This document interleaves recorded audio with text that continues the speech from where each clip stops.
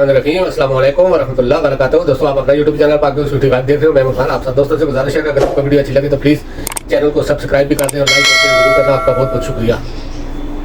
खबरें तो बहुत जमा है, लेकिन कुछ खास खबरों पर बात करूँगा। एक तो बावलपुर वाक़या जिसने इस वक्त सोशल मीडिया पर धूम मचाई हुई है, लेकिन आपको मैन मीडिया पर ये नज़र नहीं आएगा। उस तरह कुछ खबरें चली हैं, लेकिन अभी तो इन्होंने वो गूगल से भी हटा दिया है, लेकिन कुछ खबरें चली हैं। लेकिन मेन चीज़ जो है वो तो सोशल मीडिया पर है, और ऐसे ऐसे नज़ारे नज़र आ रहे हैं कि आप देखकर हैरान रह जाएंगे। और इनके बयान देखें पुलिस और फौज के, तो आप सोच भी नहीं सकते। लेकिन असल किस्सा क्या था वो मैं इस पर बात करूँगा। इसके अलावा जो इमरान खान ने ईद मनाई है जेल में, और उस पर थोड़ी सी बात करूँगा। फिर मेन चीज़ जो है जिस पर रेड निशान लगाया गया था, रेड निशान तो अवाम ने हटा दिया, अब अवाम ने दूसरी साइड में रेड निशान लगाना शुरू कर दिया है। पहले मैं बात करता हूँ बावल नगर के उस जो वाक़या हुआ है बावल नगर का। कुछ खबरें ऐसी आ रही हैं कि पुलिस ने किसी घर पे छापा मारा, तो वहाँ वो कोई फौजी था आज़ाद सरवर, तो उसके घर में ख़वातीन के साथ बदतमीजी की, और ख़वातीन ने भी उनके साथ, यानी कि जिस तरह पुलिस का एक रवैया है कि वो आगे से अपनी मर्जी का बयान बनाकर, पंजाब खास करके पंजाब पुलिस ने ये बनाया हुआ है कि अपनी मर्जी की FIR वो लिखते हैं। ये तो हम 2 साल से पहले भी ऐसा ही था पंजाब पुलिस का, लेकिन 2 साल से हम देख रहे हैं कि जो इनका दिल करता है वो FIR में लिख देते हैं, और जिसके खिलाफ दिल करता है वो लिख देते हैं और FIR काट देते हैं। लेकिन जो ये अभी हुआ इस वक्त, ये तो उन लोगों के लिए एक लम्हा फिक्रिया है जो इस पुलिस को सपोर्ट करते थे पहले, और फुल सपोर्ट करते थे। यानी कि जब तहरीक इंसाफ के खिलाफ कोई कार्रवाई होती थी तो ये पुलिस बगैर कोई वारंट किसी और चीज के, यानी कि दरवाजा भी नाक नहीं करते थे, दीवारें तोड़ के लोगों के घर में घुस जाते थे। कोई, यानी कि इनकी नजरों में किसी की कोई इज्जत नहीं थी, और उस टाइम वो लोग खुश होते थे कि ये बहुत अच्छा काम हो रहा है। लेकिन अब जब एक जगह पर, सिर्फ एक जगह पर छोटी सी बात हुई, तो उसके मुखालिफ किस तरह का रद्द-ए-अमल आया ये आपने देखा। इससे सब एक जैसी होती हैं, चाहे वो फौजी हो, पुलिस वाला हो, जज हो, सिविल हो, सियासतदान हो, आम आदमी हो, इससे सबकी एक जैसी होती है। अगर आप किसी के घर में भी जाओगे बगैर किसी चीज के, घर की औरतों को परेशान करोगे, तंग करोगे, उनके सर से दुपट्टे उतारोगे, या पुलिस वाले, आपको पता है कि पुलिस में ऐसे ऐसे लोग भी हैं, बहुत कम पढ़े लिखे सूझे हुए लोगों से, और खास करके पंजाब पुलिस में, तो यानी कि ऐसी ऐसी गालियां देते हैं वो औरतों को भी कि सुनने वाले के कान जो है वो बंद करने पड़ते हैं सुनने वाले को। ये मैं जो हकीकत है वो बयान कर रहा हूं, क्योंकि जब कोई पुलिस वाला, और खास करके इस वक्त पंजाब पुलिस, जब वो वर्दी के बगैर भी, आपने देखा होगा कितने सोशल मीडिया पर क्लिप चल रहे हैं, गुंडे बने हुए हैं, कोई किसी की परवाह नहीं है, कोई नशे में धुत जा रहा है, कोई शराब की स्मगलिंग कर रहा है, जगह जगह पे वीडियो वायरल हो रही है, लेकिन कोई कानून पूछता ही नहीं है। आज तक कोई खबर ऐसी नहीं हुई। IG अपने हक में इस्तेमाल कर रहे हैं उनको, वज़ीर आला के हक में इस्तेमाल कर रहे हैं उनको, पुलिस को इस्तेमाल करने के लिए रखा हुआ था, और छोटा सा वाकया हुआ तो पूरी दुनिया हिल गई। लेकिन मैं इस चीज को तो तस्लीम करता हूं कि जो फौज ने किया वो बिल्कुल ठीक किया, लेकिन सोचना यह है कि अगर एक फौजी का घर, उसकी बेटियों की इज्जत है, तो क्या आम लोगों की इज्जत नहीं है?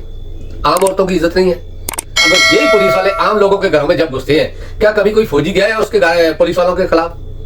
क्या कभी किसी ने कोई इस तरह का एक्शन लिया है? अदालतें तक कोई एक्शन नहीं लेती, बल्कि जिनके घरों में घुसते हैं उनके ऊपर FIR होती है, वो अभी तक जमानतें करा रहे हैं, और जमानत होती है फिर पकड़ के अंदर कर देते हैं। क्या कभी ने इस पे बात की है किसी ने?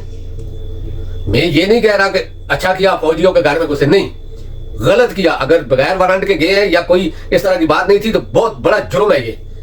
बल्कि आगे से अगर इनको कोई मार दे, ये जिस तरह जाते हैं चोर डाकू की तरह, फिर भी आगे वाला ही मुजरिम है। लेकिन सोचना तो ये चाहिए ना कि पुलिस का काम है, अगर ठीक है आपको उस जगह पे मुजरिम है कोई, तो आप उस घर का घेरा डालो और वार्निंग दो, गांव के 1-2 आदमियों को पकड़ के ले जाओ, वार्निंग दो, आगे, और आगे से कोई फायरिंग वगैरह होती है या कोई मजामत होती है, फिर आप कार्रवाई कर सकते हो। लेकिन जिस तरह पुलिस जाती है, ये तो कोई तरीका तो ना हुआ ना। और अगर आगे से कोई आदमी, यानी कि कोई इस तरह की हरकत कर दे, फिर उसके पूरे खानदान के खिलाफ, बल्कि आने वाले 7 खानदानों के खिलाफ भी केस बन जाते हैं। तो मेरा ये कहने का मकसद है कि जो कुछ अभी मीडिया में जो कुछ चल रहा है, आप देखो गूगल पर पहले अपलोड हुआ, अभी वो साइड हटा दी गई। क्यों? क्योंकि पुलिस को इस्तेमाल करना है अदारों ने, ऊपर वाले अदारे ने, और पुलिस को इस्तेमाल करना है पंजाब गवर्नमेंट ने। तो अगर इस तरह बदनामी होगी तो फिर वो पुलिस और फौज की लड़ाई होगी तो फिर कैसा चलेगा?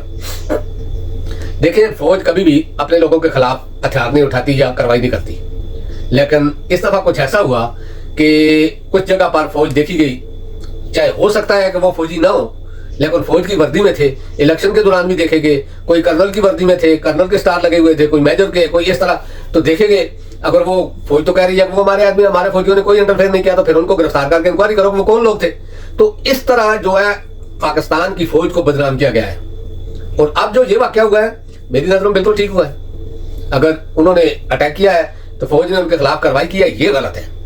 अलबत्ता कानून अपना रास्ता लेता ना, तो कानूनी तरीके से, जिस तरह कानून है कि अगर गलत तरीके से कोई आदमी किसी के घर में जाता है तो उसके खिलाफ इंक्वायरी करके उसको गिरफ्तार करके मतल करके उसको खिलाफ इंक्वायरी होनी चाहिए। लेकिन जो कुछ आगे से फौजियों ने किया है ये भी गलत है, क्योंकि अभी दोनों साइडों में कह रहे हैं जख्मी है, 4-5 फौजी भी जख्मी है, 4-5 पुलिस वाले भी जख्मी है, SHO को भी बंदी बनाया हुआ है। मैं भी ये जो क्लिप अपलोड करूंगा आप देखना, ये चीजें अब ये सोशल मीडिया से हटा दिया गया है, गूगल से भी हटा दिया गया है। लेकिन इस हिसाब से जाहिर होता है कि हर अदारा सिर्फ अपनी इज्जत बचाने के चक्कर में आवाम की इज्जत की किसी को परवाह नहीं है। आम आदमी, आम पाकिस्तानी कोई भी नहीं। अगर एक अदारे में आप हो, चाहे पुलिस में हो या फौज में हो या नैब में हो या अदलिया में हो, तो फिर तो आपकी सेफ्टी हो सकती है। लेकिन अगर आप किसी इस तरह के अदारे में नहीं हो, फिर आम पब्लिक तो इस वक्त पाकिस्तान में, अब मैं कुछ बोल नहीं सकता कि अल्फाज नहीं है मेरे पास जो मैं कहूं। लेकिन दूसरी साइड में आप देखें कि इस वक्त जो हालत हो गई है पाकिस्तान की, और मैं कुछ हम न्यूज और कुछ और गवर्नमेंट ऑफ पाकिस्तान की जो इश्तिहार आते हैं उनको देखता रहता हूं कि स्टॉक एक्सचेंज तारीख की बुलंद तरीन सतह पर पहुंच गई 70%। अच्छा, एक बात मजे की बात बताऊं, कल मैं देख रहा था इंस्टाग्राम पर एक post I government of Pakistan की तरफ से कि स्टॉक एक्सचेंज ने बुलंद तरीन सतह अबूर कर ली, यानी कि तारीख की बुलंद तरीन 70%। और आज लिखा हुआ था कि स्टॉक मार्केट ने रिकॉर्ड तोड़ दिया, सबसे बुलंद तरीन सतह 69%।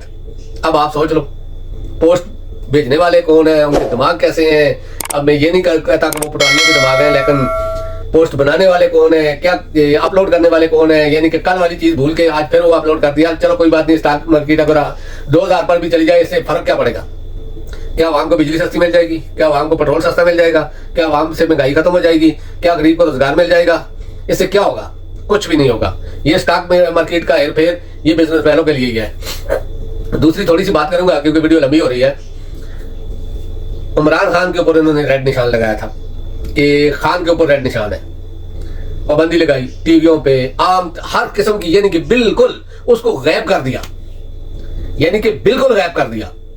लेकिन अल्लाह की कुदरत देखें, जितना ही उसको गायब करते जाते हैं वो उतना ही आप होता जाता है, वो उतना ही मशहूर होता जाता है।